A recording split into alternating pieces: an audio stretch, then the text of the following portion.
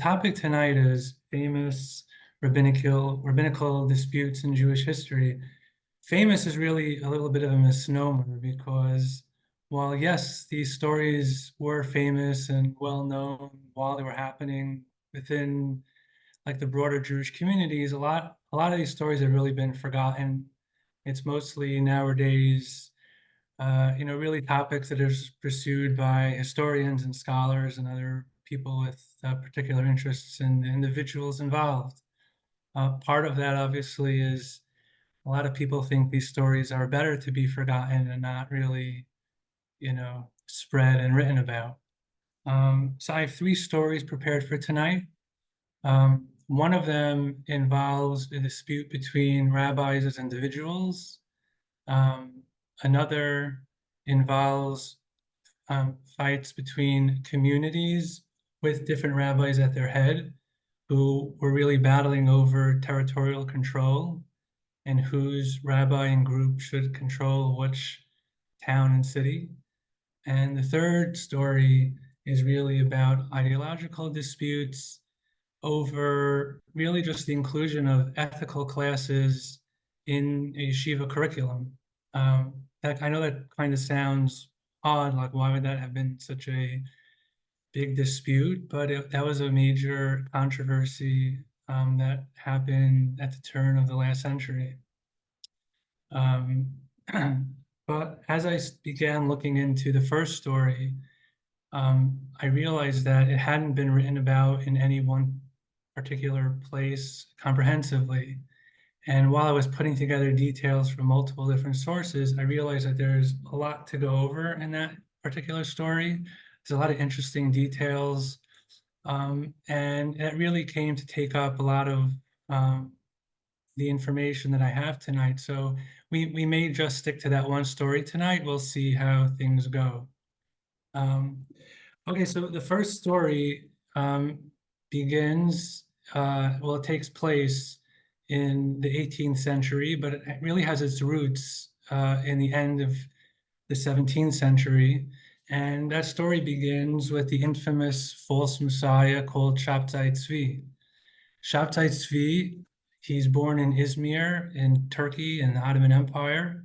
And by the age of 20, he starts telling everyone around him, anyone who wants to listen, that he is the Messiah, he's Mashiach. And the rabbis in the town of Izmir get tired of him and they excommunicate him and expel him from the city. So Shabbatzei Zvi then goes and spends 15 years essentially in exile, traveling throughout the Middle East.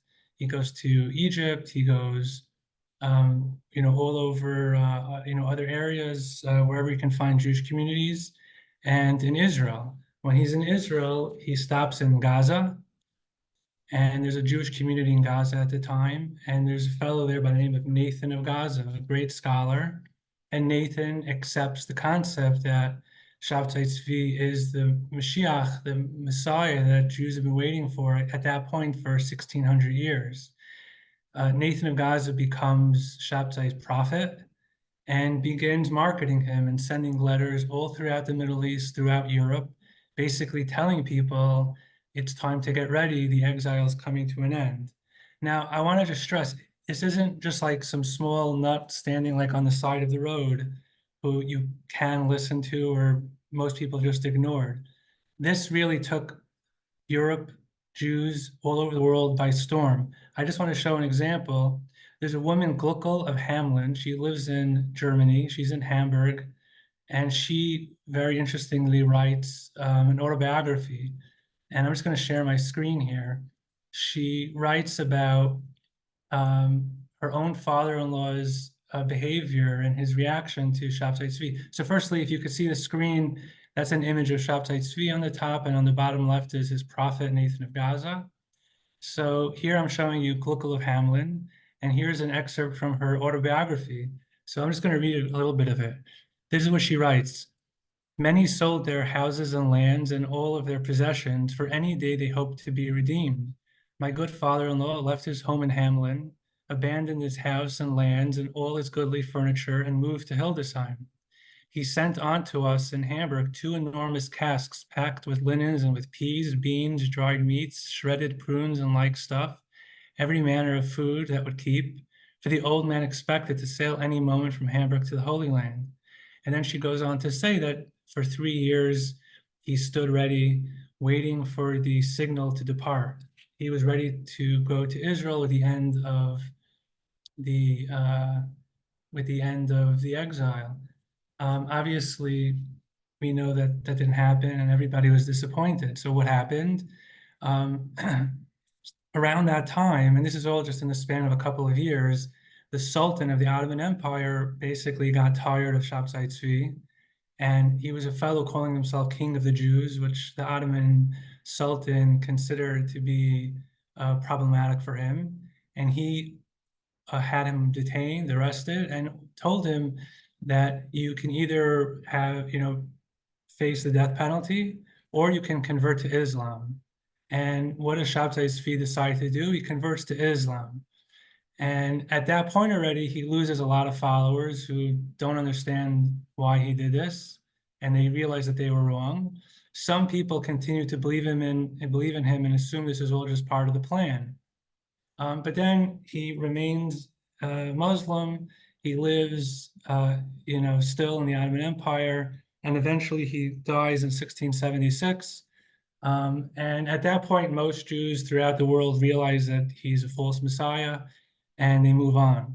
However, there are still groups that at this point go underground. They're living in Jewish communities all throughout Europe who still believe in him, and they're developing and creating new theologies and ideas and concepts about how each wrench that Shabbatzei Zvi threw at them, that it still made sense in the bigger picture. So now this brings us to the story we have tonight. So Q2, about 10, 15 years later, and the 2 protagonists of our story are born. So we have, on the one hand, a fellow by the name of Yaakov Emden, Jacob Emden. Jacob Emden is born in Altona, which today is a suburb of Hamburg in northern Germany. And the other protagonist is a fellow by the name of Jonathan Eybeschutz, who's born in Krakow today in Poland. Both men are born into the highest echelons of Jewish rabbinic elite. Jacob Emden, his father, who was known as the Chacham Zvi, they were Ashkenazi, but that was the name that was popularized for him. He was the chief rabbi of major cities in Europe. He was the chief rabbi in Amsterdam, in London, in other parts of Poland, and very importantly, he was the chief rabbi of Hamburg. At the time, Hamburg was part of what's known as the triple communities. You had Altona, Hamburg, and Wandsbeck. These are 3 neighborhoods that fell under a single communal rabbinic leadership. This was arguably the most prestigious rabbinical position that anyone can hold at the time. So Yaakov Emden, Jacob Emden, his father held that position, and his grandfather held that position. By the way, Jacob Emden's son, later on in the 18th century, he goes on to become one of the chief rabbis of the United Kingdom for about 25 years. So this is a very, very majorly elite rabbinical family. Now, Emden is a tremendous scholar. He wrote numerous, books on all different parts of Torah learning. One of his major works is actually a commentary on the Siddur. So I'm just going to show a photo here. This is Jacob Emden's father, the Chacham Zvi. There's no known picture of Jacob Emden. And Jacob Emden, as I said, he wrote a commentary on the Siddur. By the way, that commentary is quoted in our own shul Siddur. On the top right, I took a photo of the index from the back of our Siddur and shul, and you can see Jacob Emden, he's quoted. He wrote something called Siddur Beit Yaakov, a commentary on the Siddur, which we have quoted in our shul. So one other thing that Jacob Emden is very known for, I mean, it's not well known because it's hard to come by, but people who know him are aware of it, is that he wrote a autobiography, something that was very rare for rabbis to do, probably until modern times. There aren't really that many rabbis who would have done this, to the extent that it's truly a no-holds-barred book where he writes very candidly about his life. He attacks anyone and everyone who he deems as being an enemy of him or his father or other members of his family. And just to show you an example of the kinds of things that he includes in his book, and also just to show you a little bit of what his temperament was like, I'm just going to show you 3 quick examples. So, by the way, this is Hamburg, Altona, Wandsbeck. This is the triple communities where Emden's father and grandfather were rabbis. This is going to come back to be, this area is going to come back later in the story to play a big part. So here we have a page from Emden's autobiography where he writes about his marriage, and he says that after he got married, and I'm just going to quote from the area I have highlighted on the bottom. He says after he got married, he lived in his father-in-law's house, and he writes, "Avaleka ksuba deloy rami batigra." There's no contract without a dispute, and he says that his father-in-law lo yuchol lekayim es nidarai his chayvas hanadin. His father-in-law never paid him the dowry that he was promised to him, and not only that.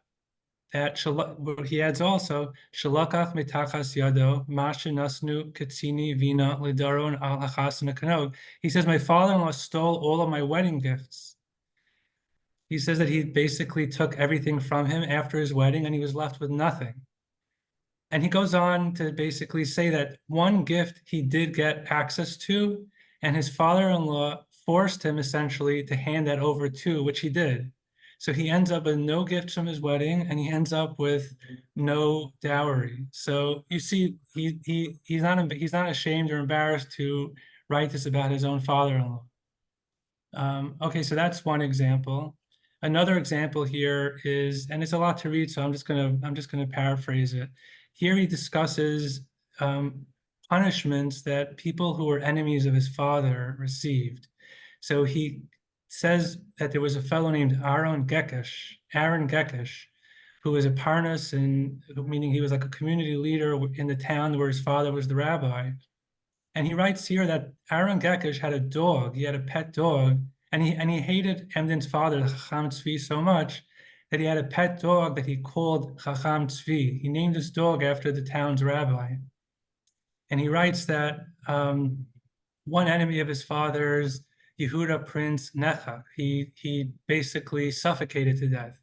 He says somebody else who's an enemy of his father, Nafal Me'algala, Nishbram Mirprakasa, he fell from a wagon and broke his neck. And then he goes on to say that Aaron Gekish received the worst punishment. And what happened to him? The Gazru Alav Anosoi Ba'avoda Kasha, he was punished by being forced into basically really hard slave labor. Shall Hanasira be'etzei Brazil akashim k'mayeven. He was basically sent to a forest and forced to cut down Brazil trees, which he writes here are as hard as stone. So in his view, this was even a worse punishment than the fellow who fell off a wagon and broke his neck. And then just to show how candid he is, he has another portion here where he writes about how a great miracle happened to him, that when he says, Ki hayisi az bachar rach b'shanim b'chol tokav chomi, when I was a young man in all my heat, is basically what he writes. He says that one of his cousins and him were alone in their house together, and essentially his cousin tried to seduce him. And he goes on to say about how the house was empty, everybody was in the market, he knew they weren't going to come back, and he had an opportunity to be seduced by his cousin. And he goes on to say that, thank God he was able to withstand, this test. And he, essentially didn't do anything with his cousin. And he asks God to bless him and his descendants with similar strength.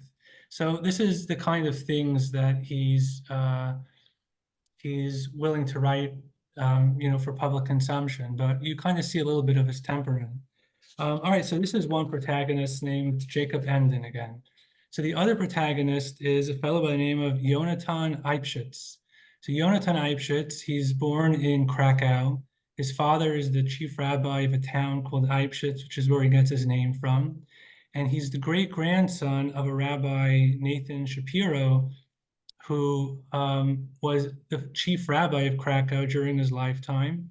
And he wrote a very famous book called Megala Amukot, which is still a very popular book today. He's buried, his grave can still be visited today. He's buried in the old Krakow Jewish cemetery behind the Ramah synagogue. It's pretty much in the center of the Jewish town in Krakow. I just quickly show a picture here. So here you can see Jonathan Eybeschutz on the left. You can see there the grave of his great-grandfather in Krakow today. He was the chief rabbi. And Yehonatan Eybeschutz also marries the daughter of another person named Shapiro, who was the chief rabbi of Prague. So again, this is someone who's at the highest levels of rabbinical, the rabbinical elite world. Eybeschutz is recognized as a prodigy from a young age. And as soon as he gets married, he's off and he moves to Prague, where his father-in-law lives. And as the rabbi, he's offered major prestigious positions. He becomes a judge on the Jewish court. He becomes a dayan on the Bet Din. And he is made the head of the Prague yeshiva, which at any given time has hundreds of students. He also went on to write numerous books, well, again, many of which are extremely popular today. I'm showing, I think, the cover of a couple of them here: Yaris Devash, Crazy of Placey, etc. So these are the two characters we're going to be following. So now let's cut to the 1720s, and remembering the story about Shabbatzei Zvi, he's been long dead, but there's still a lot of people, on the underground all over Europe who still believe that he's Messiah, he's going to come back, he's going to fulfill his promises. And rabbis throughout Europe are aware of this, and they're interested in getting rid of these people because we'll get more into what they believe, but they're heretics, and people assume that they're undermining like normative Jewish practice. So they're basically, Sabbatean hunters. They're people who are on the lookout for, people who are secretly trying to, create more and more Sabbatean type of communities. So in 1724, there's a fellow by the name of Moshe Kaminker. He's a bookseller, and he travels around selling his books. He shows up in Frankfurt in 1724, and he reveals to somebody who I assumed he thought was maybe a fellow traveler, that he's a Sabbatean. The fellow wasn't, and he reports Kaminker to the Frankfurt community leaders. Kaminker is detained by the rabbis, and they search his belongings. And they find a whole slew of books and manuscripts and pamphlets and documents that are all Sabbatean in nature. One book in particular that they find it was a book called Vayovo Hayom העין, which means I came that day unto the spring. And the rabbis cannot believe what they're reading. This is an exceptionally blasphemous book that's pure Sabbateanism. It's pure, modern, at the time, theology and philosophy around, Shabbatzei Zvi's beliefs. It causes a major storm, and the rabbis decide that they have to now do something serious, and they decide to make a huge excommunication of, firstly, Kaminker himself, also of all Sabbateans and their works. Now, I just want to show, I found a description of what these excommunications were like. So it wasn't just, someone posted a letter on a pole somewhere in the neighborhood. It was a very frightening experience. So I'm just going to share my screen again here, and I'm going to show a description of what happened. So firstly, here's a image of a existing copy of the book, Vayovo Hayom העין. It's a manuscript in written form, this version. It's being held by a university. And here's a description of what it mean, what the chayrims, what these excommunications in the 1720s were like. So the person recording it writes that Shiva Rabbanim, Shiva Shofros, the Kavo Neiros, 7 rabbis, each of them with their own shofar, and they put out lights, they put out the candles, the room was dark, and they're in the synagogue now. I'll call parak uparak, chadash v'chadash, mazel mazel, and meaning at regular intervals throughout the ceremony, taku shavarim v'trua, they blew different sounds on their shofars. V'chol ha'am b'kibbutz gadol, the entire community was there together, v'tinokot shel beis rabban, including all of the children. Anu achrein amen, and they all would respond amen after each interval. V'yizaku el Elokim b'kol gadol b'b'chi gadol al maram, and people were screaming and praying and crying, which reached to heaven. And then he goes on to say that during the ceremony, secret Sabbateans started to come up to the stage in the synagogue, crying and admitting that they are Sabbatean, begging for what their punishment should be. And he goes on to say that the rabbis meted out different punishments to them depending on the extent of their Sabbateanism and the different sins that they admitted to. So this was a very frightening thing you can imagine. It happened in Frankfurt, where Kaminker was detained. It happened in numerous other communities in Amsterdam and London and other places. So the rabbis at this point were taking Sabbateanism very seriously. Now, I mentioned before this book, Vayovo Hayom El Ha'ayin. So just to quickly give you a summary of what was so blasphemous about it. So I don't want to go into too much detail. I can share some information about it with people if they're interested after. Basically, what it writes is that God is made up of 3 components, which sounds eerily similar to some other religion that we're familiar with. And it also challenges 3 very major concepts in the Jewish concept of God. Firstly, it challenges the idea that there's a unity in God, again, because now we're suggesting that there's some kind of Trinity, although it doesn't use the word Trinity, but it's described that way. It also challenges the concept of providence. It goes into describing about how God is, really not that involved in observing the world and monitoring the world. And then it also challenges the concept of omnipotence, that God is possibly not, all powerful. He's not able to really, do what he wants. So these are 3 very basic, Jewish concepts of God that it challenges. Another thing that really scandalized the rabbis is that it goes into it uses extremely explicit, sexual graphic details in describing how the world was created. So it goes into discussing how these 3 different components of God had various types of intercourse with the other elements of God as part of the creation of the world. So this really set the rabbis off, and this was really why they went on to, basically create these extremely terrifying excommunication ceremonies. Now, these excommunications, as I said, included Kaminker, included Sabbateans, but it didn't include the person who was presumed to have written the book, Vayovo Hayom El Ha'ayin. Now, when you look at the book, it's ascribed as being written by someone by the name of Yehonathan of Prague. It doesn't say Yehonathan Eybeschutz, it says Yehonathan of Prague. And obviously, people assume that this must be their Yehonathan, the head of their yeshiva in Prague, the chief rabbi's son-in-law. But they did not include him in the excommunication. Why not?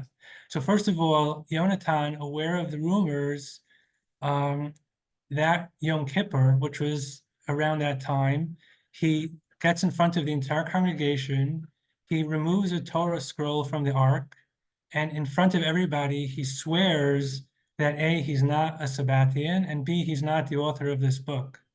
Now, putting that aside, there was also another reason that they didn't include him in the excommunication, which was that he was a very popular rabbi. His father-in-law was the chief rabbi.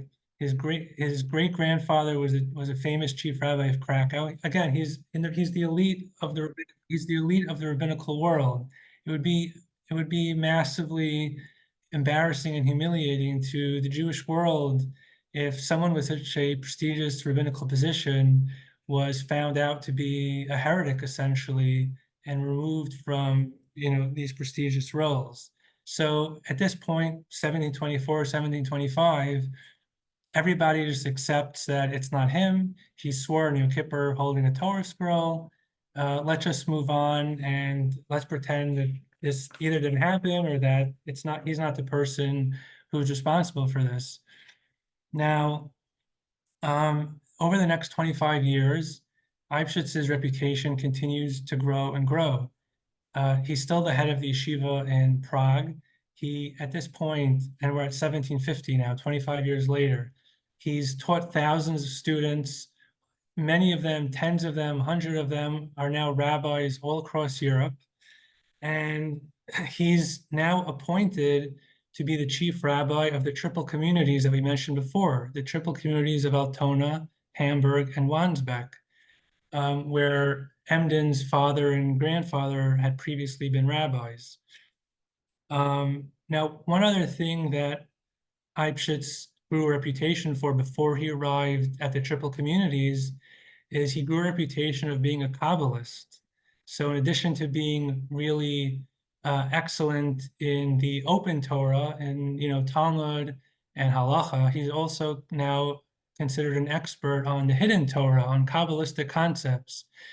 And what is one thing that Kabbalists do?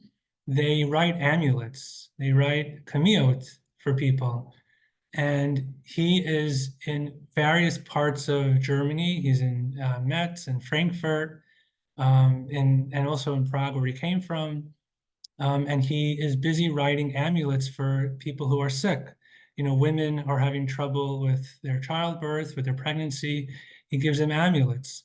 So this is something he's considered to be an expert in. And his reputation as a Kabbalist was so extensive that it's reported that when he arrived at the triple communities for his new job, a lot of people in the community were afraid to greet him because they thought he had some kind of magical powers where he can look at your forehead and see the sins you've committed. Or he could shake your hand and read and basically know the thoughts you're having. That's the kind of reputation that he had. Now, as a reminder, our other protagonist, Jacob Emden, he's from Altona. He's from the triple communities. He's not a formal rabbi. He lives in Altona as a regular citizen, but again, he's a tremendous scholar. He's also a member of the elite.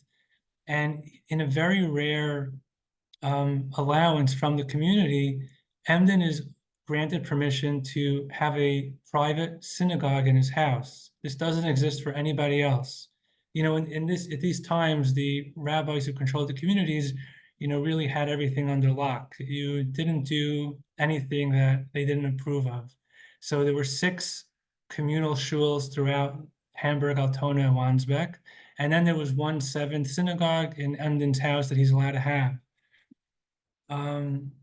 So Emden also puts his name up before Eibschutz is awarded the position of as the chief rabbi. He also put his name up to be the rabbi. He thinks he's worthy.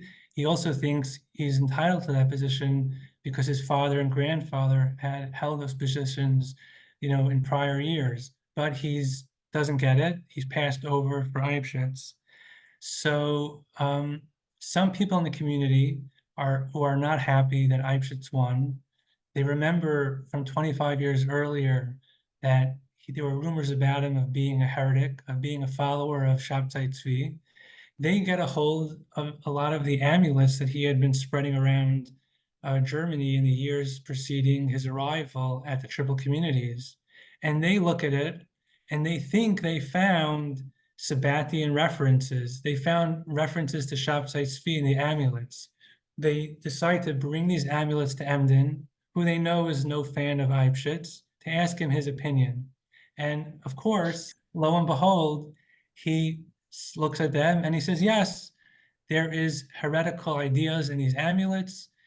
Eybeschutz has hidden Sabbatean concepts in these amulets. Now we have pictures of what these amulets look like. So let me just share my screen again.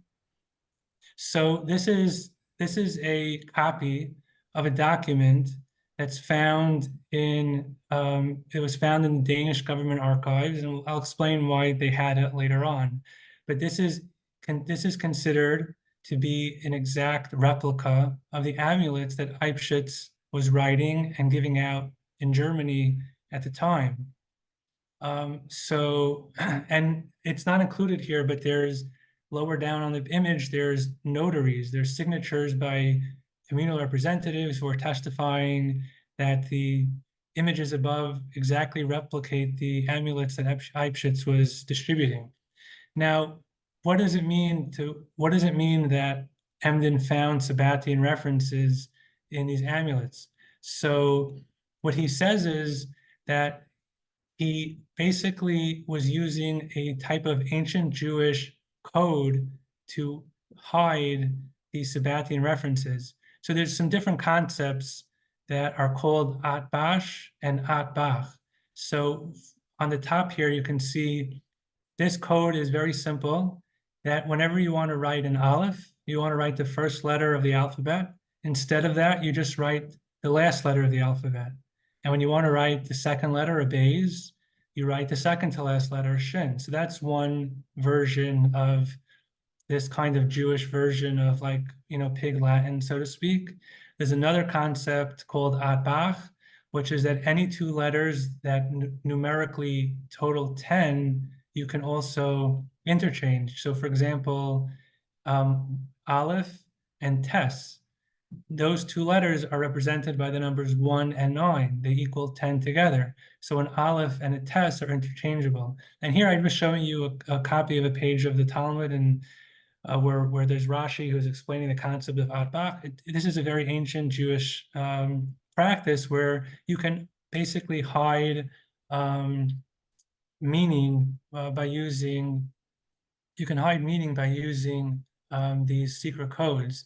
So Emden claims that he's found Sabbatean references in these amulets. So what does Emden do? The next morning, in his own private home shul, in his synagogue, he makes a public announcement, and people knew that this was happening. This shul is packed.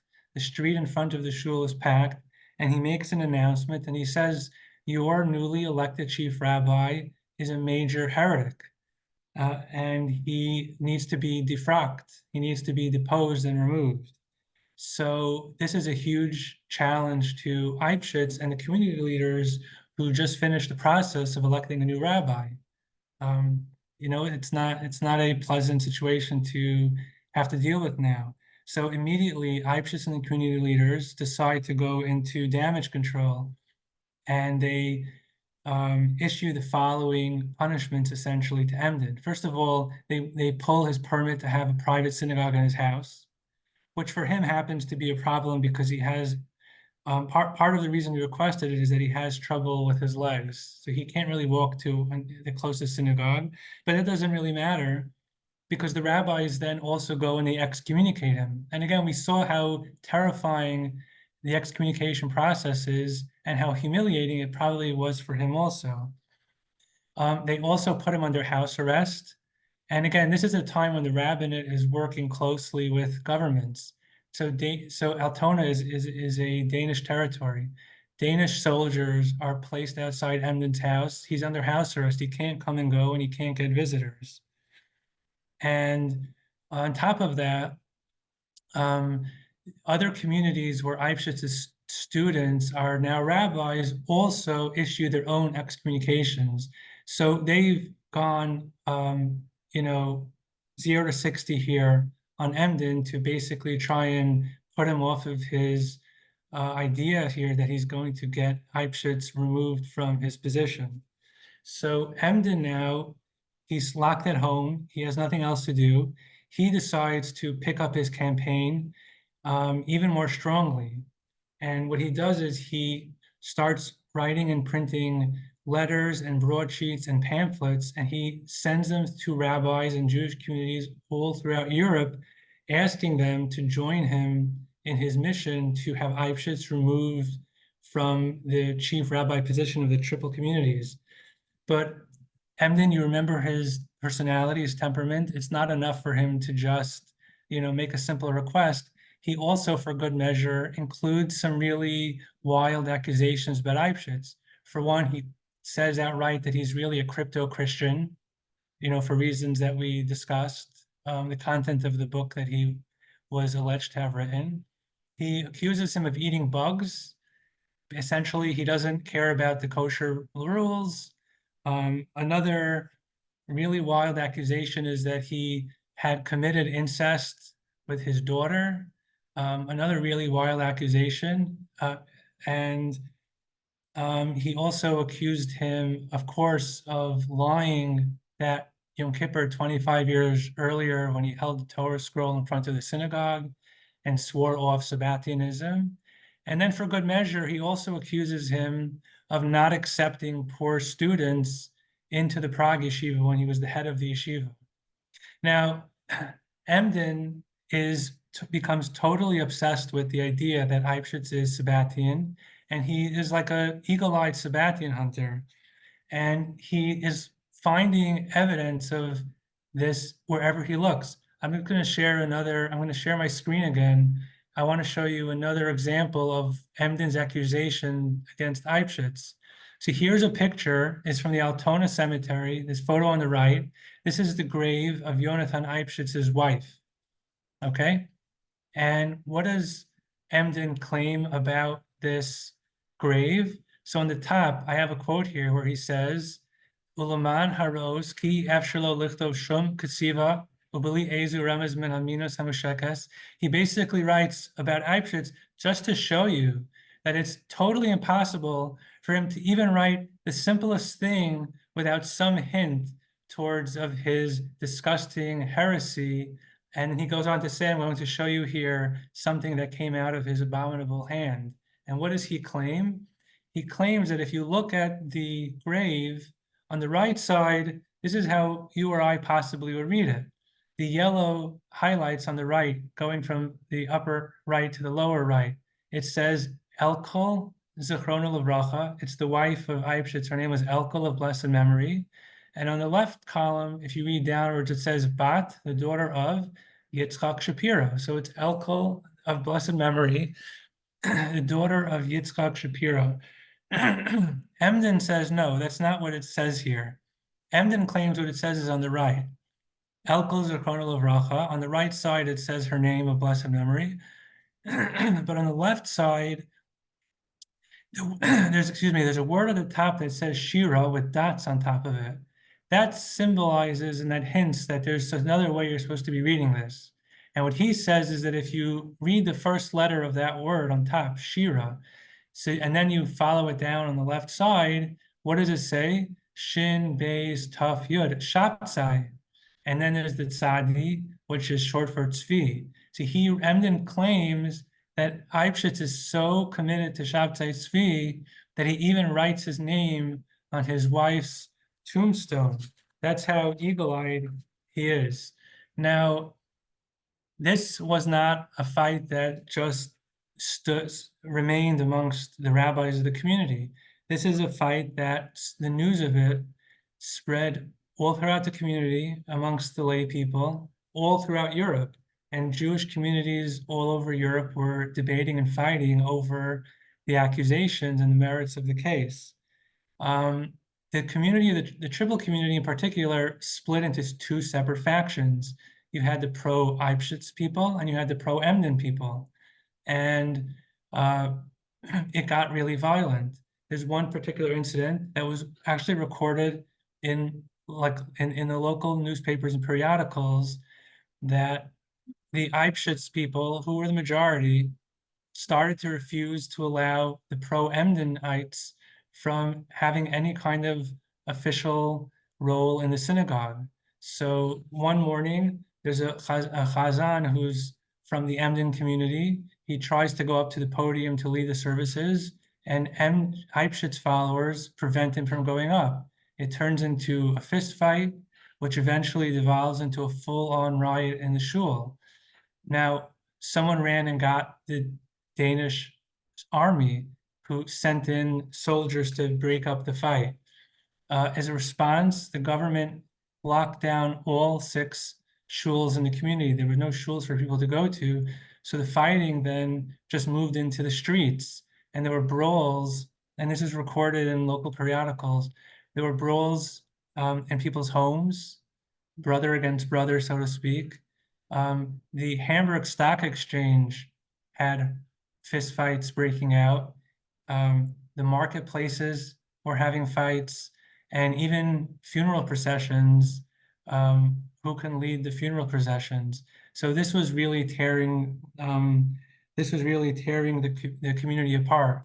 Now, I just want to show you that even though we think of Hamburg today as a large city, the Jews are really living very close. Very close to each other. They're not living in far distances.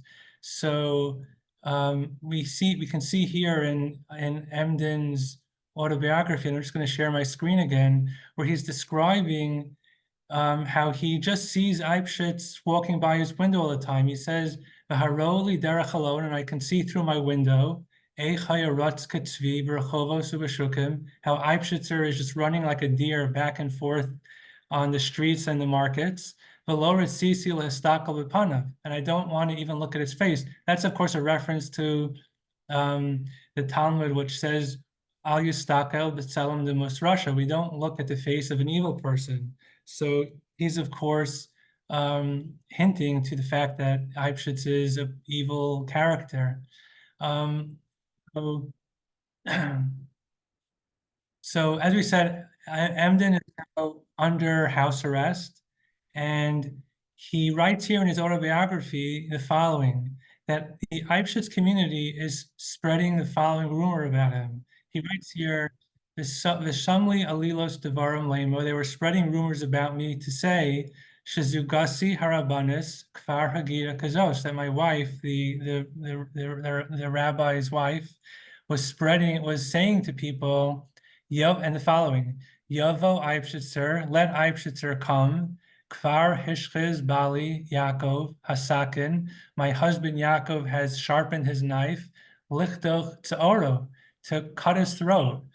And he writes, Kedvarim Ho'ela Kava B'dafis, and they published this in writing. So Emden writes that the Eybeschutz faction is spreading rumors that Emden is ready to murder Eybeschutz. So Emden realizes that he's in a lot of trouble, and he decides he's not going to wait for 6 months when his permit to live in Altona is going to expire, and he flees at night to Amsterdam, where he has a sister who lives there. And from Amsterdam, of course, he continues his fight. Now, I'm just going to quickly, because I know I'm going on for a while. So what were other rabbis in the world at the time, saying about this? So I'll just quickly show you 3 rabbis and their positions. So now we have the Villna Gaon. My screen is shared here. The Villna Gaon, of course, goes on. At this time, he's a young man of 30, but he goes on to become the great Jewish leader of the time. He also is very famously behind the excommunication against the then starting up Hasidic movement. So there's Hasidim and Mitnagdim, there's the Hasidim and their opponents. He's considered the leader of the opponents of Hasidim. And Eybeschutz asks him, what's your opinion on my amulets? Are they Sabbatian? And the Villna Gaon responds, and he says that I reviewed the amulets you gave me, and they're holy. Your explanations for them make sense to me. So Emden, not shy with the pen, this is what he writes about the Villna Gaon, who, again, I mean, today he's considered probably one of the greatest rabbis to have ever lived. This is what Emden writes about him, and I have it quoted on the bottom.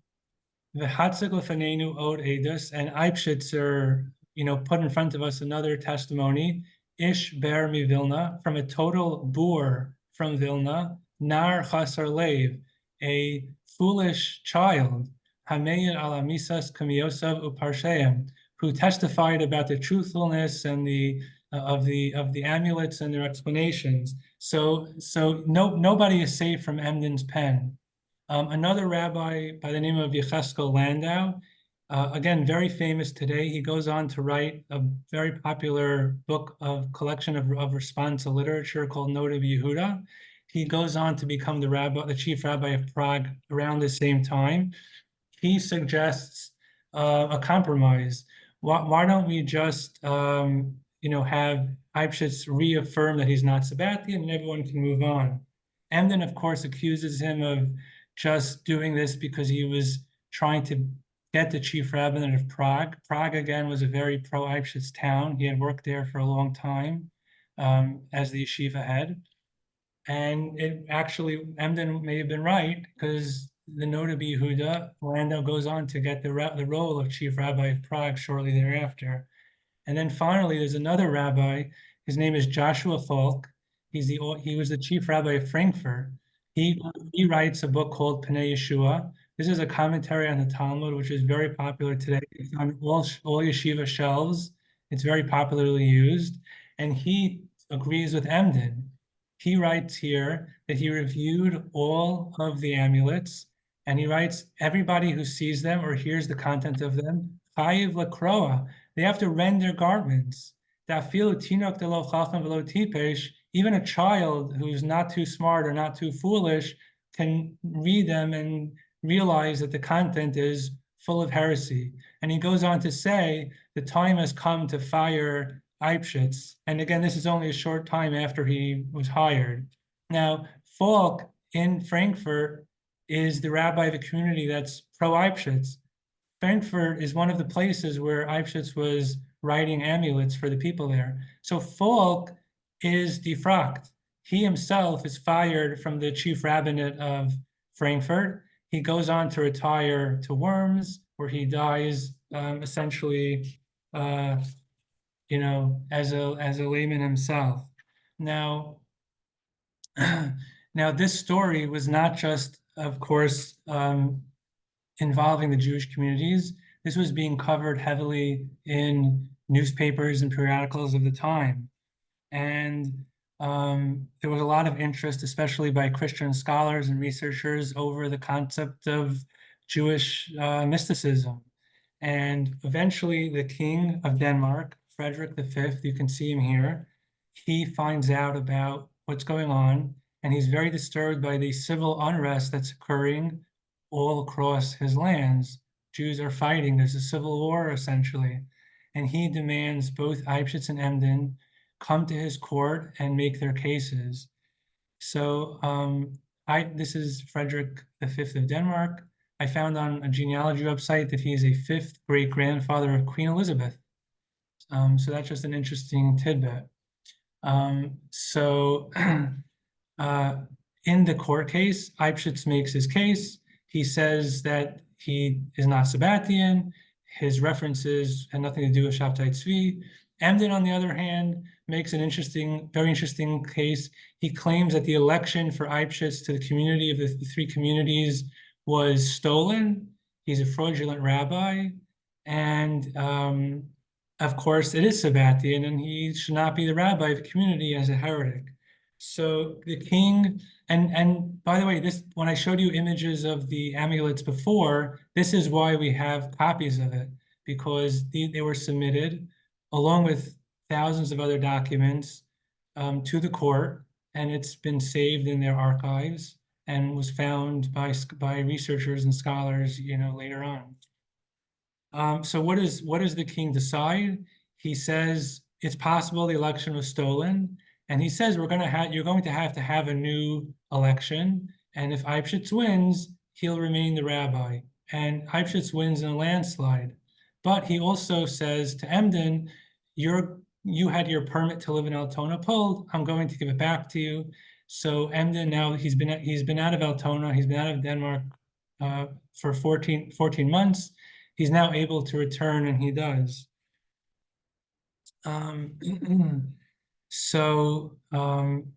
He does.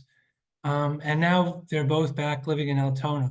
So Eybeschutz, at that point, he decides to collect all of the different books from various rabbis and communities that took his side, and he published them in a book called Glukel of Hamlin, which is tablets of testimony.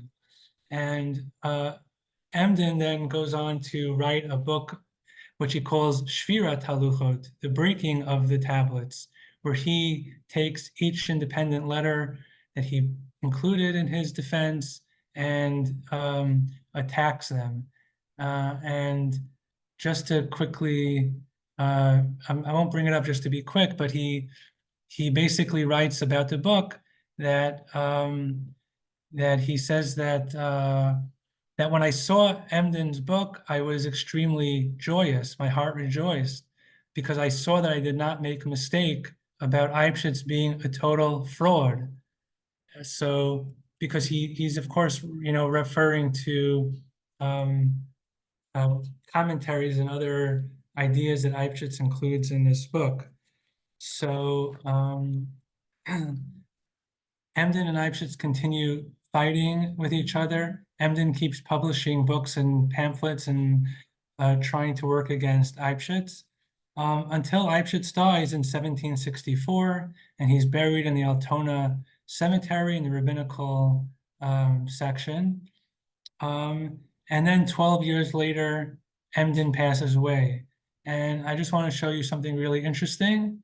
So these two mortal enemies, two people could not have hated each other more and fought with each other. And look how they were buried. The two dots are their two graves. Emden is in the foreground, and 5 spaces further down is the grave of his enemy, Eybeschutz. Now, there's different legends about how this happened. One of them is a little bit mystical sounding. It's that Emden, who died second in 1776, on his deathbed, he's heard to be mumbling, hello, Father, hello, Yehonathan. And so the people assumed that now that he's in heaven, he's made peace with Yehonathan, and they could be buried near each other. There happens to actually, why does this really matter? There happens to be halachic concept that we don't bury people who are enemies with each other near each other. It's recorded in the Shulchan Aruch and in other places.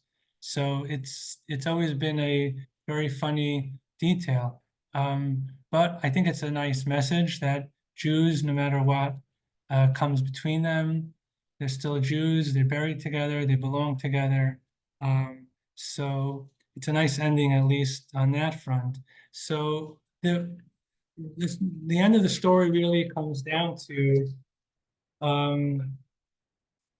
what happens after they die. So obviously the scandal dies down at that point.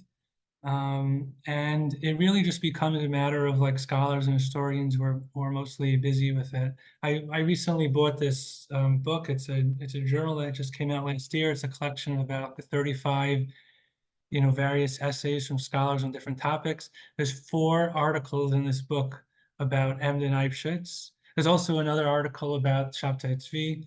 One of the articles is by Susanna Heschel, who's the daughter of Abraham Joshua Heschel. So amongst scholars, historians, this is still being debated today.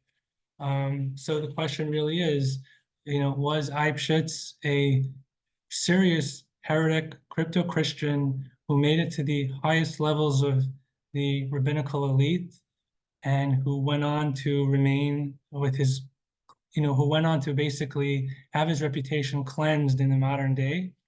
Or was Emden right? Now, just to quickly end, I just want to share I think my screen is shared. So I just want to show, this is some current information about Eybeschutz. So first of all, on the top left of my screen, this is an image from an email I received. It's from a Jewish Judaica auction that took place a few weeks ago. And you can see here, there's a picture of Eybeschutz. It's on the left side. It's the drawing photo, where they were auctioning off a letter or some other document that he had written on, along with these other rabbis on the right who are like famous Hasidic rabbis from the pre and post-war period. So in the world, he's not really viewed as being a heretic. On the right, you can see a screen cap of Eichler's Judaica store, where they're selling lots of Eybeschütz's books. And on the right, I just found this biography of him online in Yiddish, where somebody quotes this pretty amazing thing. It says that the holy Minchas Elazar of Munkach, meaning the chief rabbi of the town of Munkach in Hungary before the war, what does it say here? He said about Eybeschutz that he was possibly the greatest teacher of Torah, meaning in terms of like numbers, of spreading Torah, since the period of the Gaonim, which the Jewish history is broken up into different eras. The Gaonic period was about 800 to 1000. So you see how his reputation in modern times amongst, let's say, one segment of the Jewish population has been totally cleansed, and he's been accepted as not being a heretic. Amongst researchers and historians and scholars, they of course do accept the fact that he was probably really a crypto-Christian and a Sabbatian. So it remains a really interesting story about how the community fought and how we view it today. So that's pretty much that first story. I know I've been going long, so do we have time for any questions, Judy?